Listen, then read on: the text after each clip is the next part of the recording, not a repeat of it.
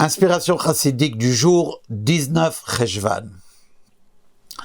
Rav Zalman Zezmer était un des disciples chassidim déjà de Rabbi Shneur Zalman, l'auteur du Tanya, et par la suite de son fils, l'Admor HaEmtzaï, Rabbi Dovber. Dans sa ville, à Rav Zalman, vivait un juif, Baruch Hashem, d'une grande érudition dans la Torah, un juif honnête, intègre, qui avait un comportement exemplaire, un tzaddik. Cette personne, ce Rav, même s'il n'avait pas le titre de Rav, a un jour demandé à Rav Zalman Zezmer, mais que apporte réellement la chassidoute? En effet, lui n'avait pas rallié le cause de la chassidoute, n'avait jamais étudié de chassidoute, et ne voyait pas en quoi son service divin était manquant de quelque manière. Rav Zalman Zezmer lui a donné telle et telle réponse, mais celle-ci ne le satisfaisait pas. Alors il lui a conseillé d'aller voir Rabbi Shneur Zalman, l'auteur du Tanya lui-même. Ce que cette personne fit.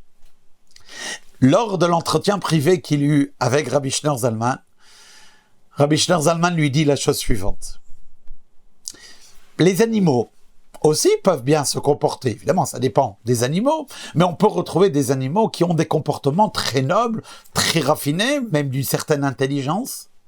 Et pourtant, ce sont des animaux, dans le sens où ils n'ont pas travaillé pour cela. Ce sont des traits de caractère qu'ils ont de par leur nature, par leur instinct animal. Or, la Torah et les mitzvot sont là pour raffiner une personne au-delà de ses inclinaisons naturelles.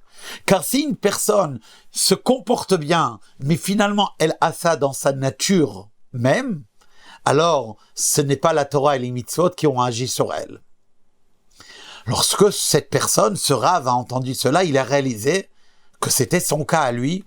Il faisait la Torah, il faisait les mitzvot, mais son comportement était un comportement naturel, son caractère. Et il s'évanouit.